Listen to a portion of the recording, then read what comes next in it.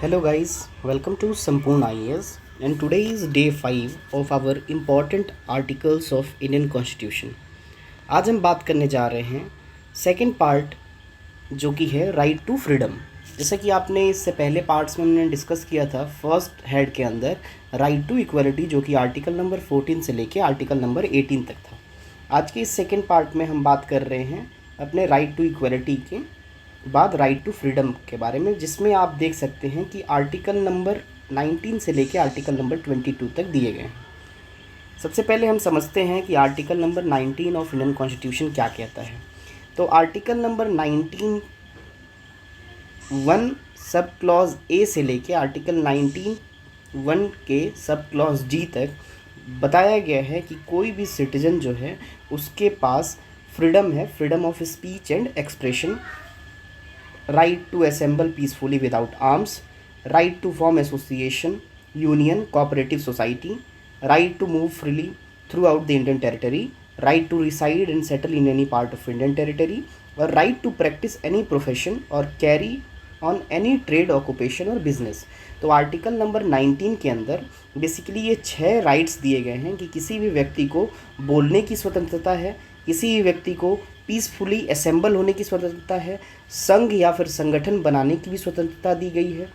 साथ ही साथ भारत के टेरिटरी के अंदर आप कहीं भी फ्रीली मूव कर सकते हैं, इसकी भी स्वतंत्रता आपको आर्टिकल 19 के अंदर ही दी गई है। इस कंट्री के अंदर, भारत के अंदर आप किसी पार्ट में रह सकते हैं, सेटल हो सकते हैं, इसकी स्वतंत्रता, और साथ ही साथ आपको अपने मनचाहा बिजनेस, मनचाहा ट्रेड, मनचाहा ऑक्यूपेशन करने की भी स्वतंत्रता है। इंटरेस्टिंग बात ये है कि जब ये हमारा कॉन्स्टिट्यूशन बन के आया था तो हमारे पास आर्टिकल 19 के अंदर, आर्टिकल 19(1) के अंदर स्पेसिफिकली अगर हम बात करें तो ए से लेके जी तक था। लेकिन जब हमारा 44th कॉन्स्टिट्यूशनल अमेंडमेंट हुआ, जब राइट टू प्रॉपर्टी को फंडामेंटल राइट से हटा के लीगल राइट की श्रेणी में डाला गया, तो हमारे कॉन्स्टिट्यूशन का आर्टिकल नंबर 19(f) जो है उसको ओमिट कर दिया गया हमारे कॉन्स्टिट्यूशन से। अब हम बात करते हैं कि ये जो राइट्स आपको आर्टिकल नंबर 19 के अंदर मिल रहे हैं, याद करने का बात ये है कि ये राइट्स जो भी आपको मिल रहे हैं ये पूरी तरीके से सैक्रोसेंट नहीं है, इनके ऊपर रीजनेबल रिस्ट्रिक्शन लगा सकते हैं। मतलब ये जो राइट्स हैं ये एब्सोल्यूट नहीं है, इनके ऊपर रीजनेबल रिस्ट्रिक्शंस हैं। तो आर्टिकल नंबर 19(2) से लेके आर्टिकल नंबर 19(6) तक ये जो राइट्स आपको आर्टिकल नंबर 19(1) के सब क्लॉज ए से लेके जी तक दिए गए हैं, उसके ऊपर कौन से रीजनेबल रेस्ट्रिक्शन लगेंगे ये आर्टिकल नंबर 19(2) से लेके आर्टिकल नंबर 19(6) में पूरी तरीके से डिटेल डिस्कशन किया गया है। इसमें कुछ ग्राउंड्स बताए गए हैं, जैसे कि देश की अगर सॉवरेनिटी की बात है, संप्रभुता अगर देश की खतरे में हो तो उस कंडीशन में आपके ये राइट्स को आपसे लिया जा सकता है। स्टेट की सिक्योरिटी की बात हो, अगर किसी फ्रेंडली स्टेट जो फॉरेन स्टेट है उसके साथ अगर आपके रिलेशंस प्रभावित हो रहे हैं तो उस कंडीशन में भी ये राइट्स को हटाया जा सकता है। अगर कई बार डिसेंसी, मोरालिटी, इन सारी बेसिस पर भी ये राइट्स जो हैं वो लिए जा सकते हैं। जैसा कि इस चार्ट में आप देख सकते हैं कि कैसे अलग अलग सब क्लॉज के क्या क्या रेस्ट्रिक्शंस लग रहे हैं। जैसे 19 क्लॉज 1 के सब क्लॉज ए पे क्या रेस्ट्रिक्शन है, 19(1) के बी पर क्या रेस्ट्रिक्शन है, तो ये पूरा डिटेल इस चार्ट से आप समझ सकते हैं। अब हम बात करते हैं article 20 of the Indian constitution की। Article 20 of the Indian constitution एक बहुत ही इंपॉर्टेंट आर्टिकल है। इसमें बेसिकली अगर कोई भी इंसान अगर कोई क्राइम कर रहा है, अगर कोई ऑफेंस उससे हो रहा है, तो उसके बाद उसको क्या क्या राइट्स मिल रहे हैं। तो इसमें बेसिकली 3 चीज़ की बात की गई है। जो पहला है वो है एक्स पोस्ट फैक्टो लॉ, दूसरा है डबल जियोपर्डी और तीसरा है सेल्फ इंक्रिमिनेशन ऑफेंस। एक एक करके हम समझते हैं। याद रखिएगा, एक्स पोस्ट फैक्टो लॉ का मतलब ये है कि अगर कोई व्यक्ति है और उसने 15 तारीख को, मान लीजिए उसने किसी का मर्डर किया और 15 तारीख को मर्डर का जो सज़ा है वो 5 ईयर है, लेकिन कोर्ट ने 17 तारीख को एक कानून बनाया और अब मर्डर के सज़ा को 10 साल कर दिया। मतलब अगर अब कोई व्यक्ति अगर मर्डर कर रहा है तो उसके लिए जो प्रावधान है वो 10 साल की सज़ा का है। लेकिन चूंकि व्यक्ति ने मर्डर जो है वो 15 तारीख को किया था और आज 17 तारीख है, तो इस केस में जो उसके ऊपर सज़ा होगी वो 5 साल की ही होगी। मतलब हम ये कह सकते हैं कि एक्स पोस्ट फैक्टो लॉ से हम प्रोस्पेक्टिव लॉ की बात करते हैं। कभी भी किसी भी व्यक्ति के ऑफेंस के लिए उसके ऊपर रेट्रोस्पेक्टिव लॉ नहीं लगेगा। मतलब आज जो कानून बन रहा है वो पीछे किए गए किसी क्राइम पर अप्लाई नहीं होगा। जैसा कि आप देख सकते हैं, for violation of law in force of time the act charge. तो उसी टाइम पे जो भी नियम कानून है, मर्डर का जिस वक्त मर्डर हो रहा है उस वक्त उससे रिलेटेड जो भी लॉज हैं, लॉ इन फोर्स है, उसी बेसिस पर उस व्यक्ति को सज़ा दिया जाएगा, ना कि आगे बनने वाले लॉ के बेसिस पर। अब हम बात करते हैं आर्टिकल 20 के अंदर ही जो दूसरा कंपोनेंट है वो है डबल जियोपर्डी। डबल जियोपर्डी का मतलब ये है कि कोई व्यक्ति अगर एक क्राइम कर रहा है और उसके खिलाफ देश के 5 अलग अलग हिस्सों में एक प्रोसीडिंग्स चल रही हैं, उसके खिलाफ 5 अलग अलग जगह पे एफआईआर हुआ है, तो जब उसको सज़ा सुनाया जाएगा तो एक व्यक्ति को एक क्राइम के लिए एक ही बार सज़ा सुनाया जाएगा। इसका एक बहुत ही अच्छा एक एग्जाम्पल आप एक मूवी है अंधा कानून, उसके माध्यम से समझ सकते हैं। उस मूवी में जो हीरो है उसको बिना ही किसी के खून किए ही एक साजिश के तहत एक जुर्म में फंसा दिया जाता है और वो व्यक्ति अपनी पूरी सज़ा पूरा कर लेता है। जब वो सज़ा पूरा करके बाहर निकलता है तो वो उस व्यक्ति को मार देता है। क्यों? क्योंकि जब बाद में उसका कोर्ट में फिर ट्रायल होता है तो कोर्ट इस मुद्दे पर पहुंचती है कि इस व्यक्ति ने चूँकि उस क्राइम का, उस ऑफेंस का पहले से ही जो सज़ा है उसको पूरा कर लिया है। तो इससे आप समझ सकते हैं, इस छोटे से एक फ़नी इंसिडेंट से, कि कैसे ये डबल जियोपर्डी क्या कह रहा है कि एक व्यक्ति को एक क्राइम के लिए एक ही बार सज़ा दिया जाएगा, for the same crime, not more than once. जो तीसरी बात है वो है सेल्फ इनक्रिमिनेटिंग ऑफेंस। मतलब ये कि कभी भी किसी व्यक्ति को उसके खिलाफ फोर्स नहीं किया जाएगा कि आप अपने ही खिलाफ अदालत में जाके बयान दें। तो कभी भी उसको कंपेल नहीं किया जाएगा कि वो अपने ही अगेंस्ट एज अ विटनेस काम करे। याद रखिएगा, ये सेल्फ इंक्रिमिनेशन में ब्लड सैंपल, फिंगरप्रिंट, डीएनए, इन सबको इंक्लूड नहीं किया जा सकता है। मतलब अगर ये नहीं कि किसी ने अगर क्राइम किया तो वो ये कह दे कि अगर आप मेरा ब्लड सैंपल ले रहे हैं, मेरा फिंगरप्रिंट ले रहे हैं, मेरा डीएनए सैंपल ले रहे हैं, तो आप अंडर आर्टिकल 20 मेरे सेल्फ इंक्रिमिनेटिंग जो ऑफेंस वाला जो क्लॉज है आप उसका वायोलेशन कर रहे हैं। ऐसा नहीं है, इसमें आपको फोर्स नहीं किया जाएगा, लेकिन अगर अदालत चाहे तो इन अथॉरिटीज़ की मदद से इन 3 चीज़ों के लिए आपको फोर्स किया जा सकता है।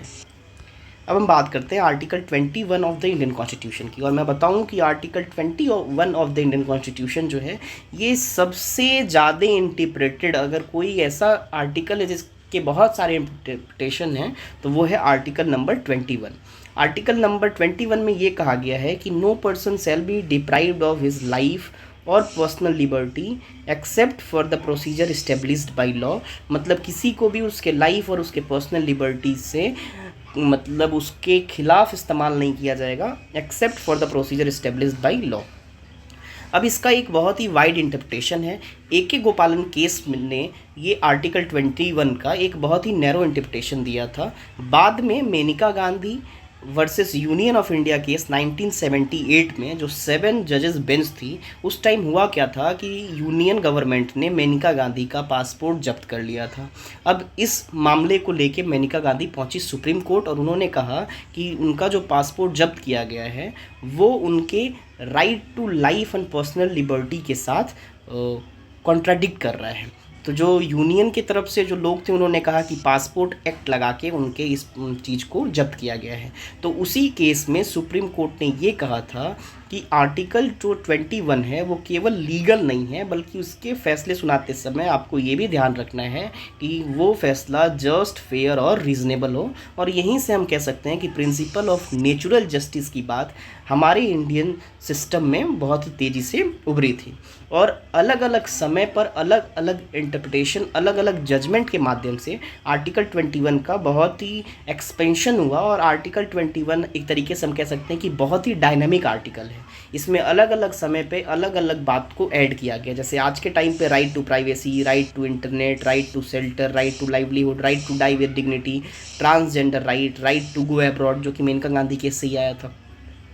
तो ऐसे बहुत सारे जो राइट्स हैं, इन राइट्स को इंक्लूड किया गया आर्टिकल 21 के अंदर। अब एक एक्स्ट्रा फैक्ट ये है कि आर्टिकल 21 के अंदर एक बार हुआ कॉन्स्टिट्यूशनल अमेंडमेंट। वो कॉन्स्टिट्यूशनल अमेंडमेंट था 86th constitutional amendment. 86th constitutional amendment 2002 में किया गया और मैं आपको बताऊं कि 86 कॉन्स्टिट्यूशनल अमेंडमेंट 2002 में करके आर्टिकल 21 के अंदर एक आर्टिकल 21A ऐड किया गया जो कि बात करता है राइट टू एजुकेशन के बारे में। ये कहता है कि कोई भी बच्चा जो 6 से 14 साल तक के बीच का है तो स्टेट की ये रिस्पॉन्सिबिलिटी है कि वो उसके लिए फ्री और कंपलसरी एजुकेशन इंश्योर करे।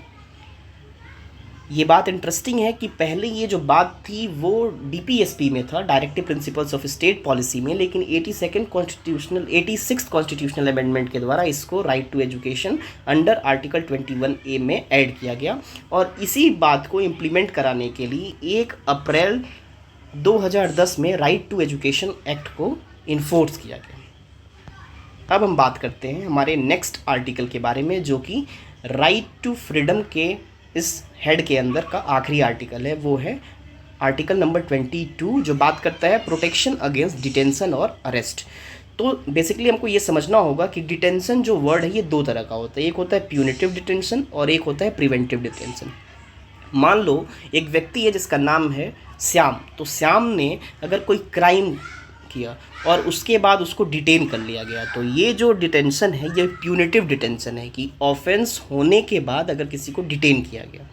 दूसरा, अगर कोई व्यक्ति है जिससे कि डर है कि आगे चल के ये क्राइम कर सकता है, तो प्रिवेंशन के लिए जिसको डिटेन किया गया इन ऑर्डर टू प्रिवेंट कि वो फर्दर वो क्राइम जो है वो कमिट ना किया जाए, वो क्राइम को प्रिवेंट किया जाए, तो इसको हम कहते हैं प्रिवेंटिव डिटेंशन। तो यहाँ हम प्यूनिटिव डिटेंशन की बात करते हैं कि अगर कोई भी व्यक्ति जिसको गिरफ्तार किया गया है तो उसके पास क्या राइट्स हैं, इसके बारे में आर्टिकल नंबर 22 में बताया गया है। तो इसमें बेसिकली 3 बताए गए हैं राइट्स। पहला राइट ये है कि सबसे पहले उसको ग्राउंड ऑफ अरेस्ट बताया जाएगा। अगर किसी भी व्यक्ति को गिरफ्तार किया जा रहा है तो उसको ग्राउंड ऑफ अरेस्ट बताना एक तरीके से उसका अधिकार है कि आपको किस बेसिस पर गिरफ्तार किया गया है। दूसरी चीज़ ये है कि जिस भी व्यक्ति को गिरफ्तार किया गया है उसको ये राइट है कि वो उसको लीगल प्रैक्टिशनर जिसके भी थ्रू वो अपने केस को लड़ना चाहता है, एक वकील उपलब्ध कराया जाएगा उसकी स्वेच्छा से। जो तीसरी चीज़ है वो ये है कि जिस व्यक्ति को गिरफ्तार किया गया है, गिरफ्तारी के 24 घंटे के अंदर उसको मजिस्ट्रेट के सामने पेश करना होगा। तो आर्टिकल नंबर 22 बेसिकली 3 ऐसे राइट्स प्रोवाइड कर रहा है उस व्यक्ति को जिसकी गिरफ्तारी हुई है, जिसके अंदर पहला है कि उसको गिरफ्तारी का ग्राउंड बताया जाएगा, दूसरा कि उसको अपना पक्ष रखने के लिए एक वकील उपलब्ध कराया जाएगा, और तीसरा कि 24 घंटे के अंदर उसको नियरेस्ट मजिस्ट्रेट के सामने पेश किया जाएगा। तो ये था हमारा आर्टिकल नंबर 22 और इसी के साथ हमारे राइट टू फ्रीडम के जो 4 इंपॉर्टेंट आर्टिकल्स हैं वो ख़त्म होते हैं। ऐसे ही इंटरेस्टिंग वीडियो के लिए आप लोग जुड़े रहिए और हमारे चैनल को लाइक कीजिए, शेयर कीजिए और सब्सक्राइब कीजिए। Thank you, have a good day.